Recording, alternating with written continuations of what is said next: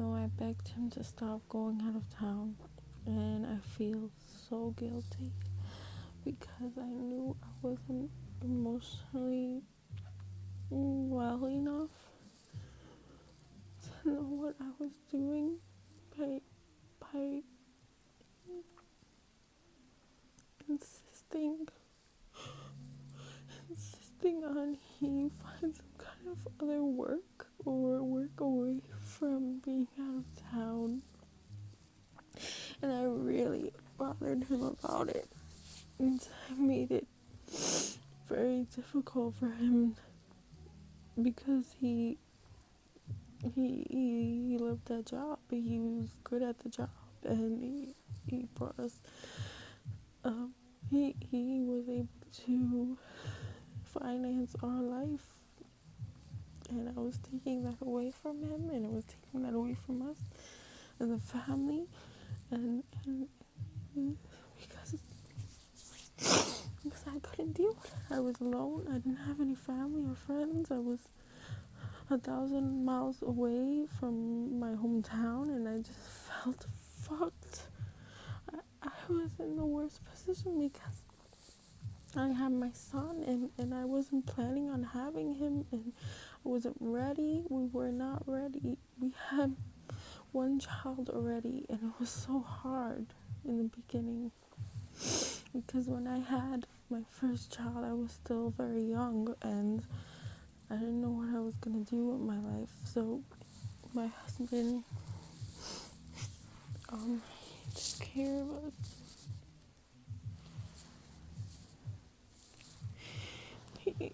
He took care of us, and he did very well. He was so long, and I just look like the one that's ungrateful and just sit there and nag and fucking complain because he wasn't there enough. And I don't know what I was thinking, but I was just thinking out of my abandonment issues, and it was just so intense. And I couldn't control it. And I was so selfish for doing that. And so now that we're gonna be divorced, I have a problem with that because if we do get divorced, it's gonna be always in my mind that I made this happen. And it was the last thing I ever wanted to do. Because I never wanted to break up my family. I have to be a single mother and struggle, and I can't give my kids what they deserve.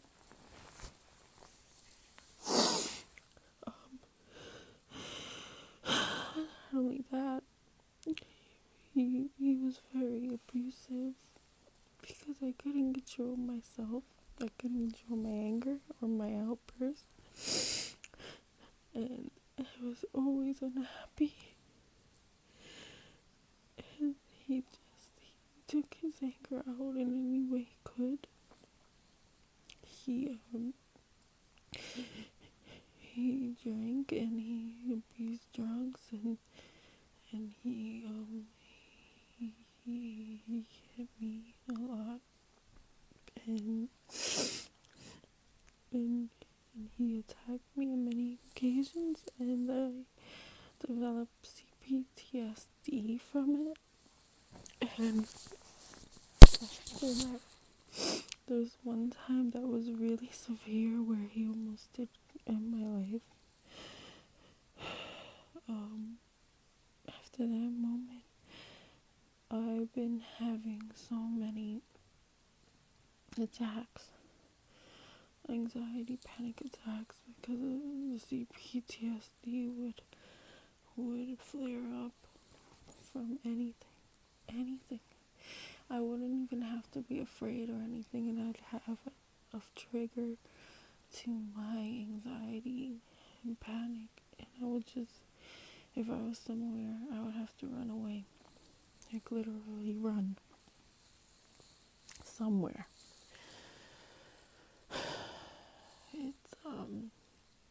It's pretty. It was really serious.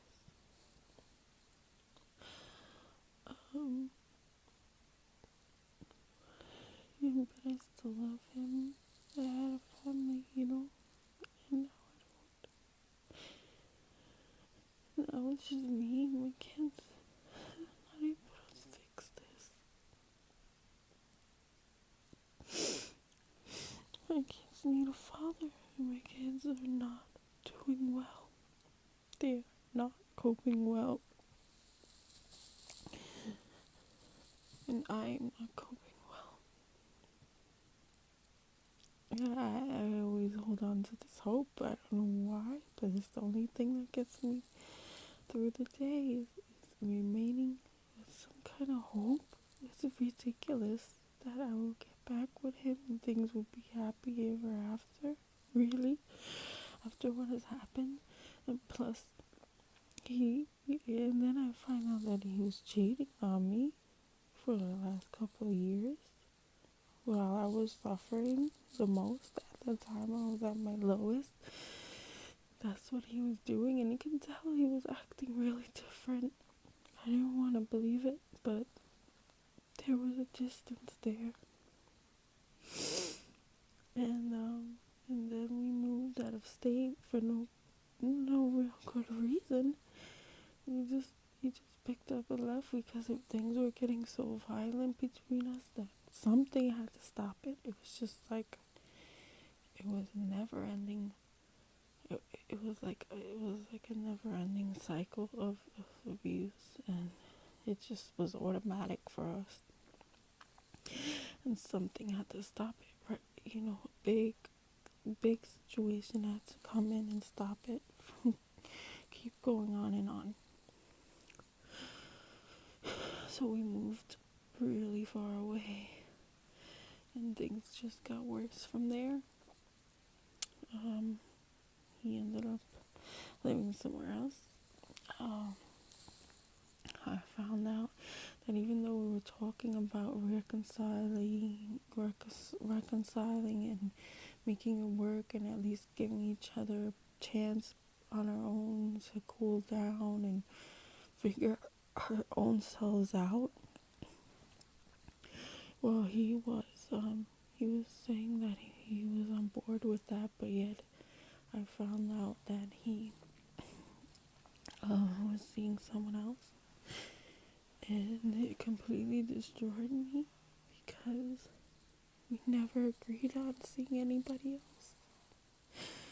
And then I had to see pictures and things of them having sex and video, and it was his girlfriend or whatever she was, and she was sending me these things, and she was, I can't talk, it's very bad because I still see them in my mind together, all the pictures that she sent me, I see all the time, and they don't go away.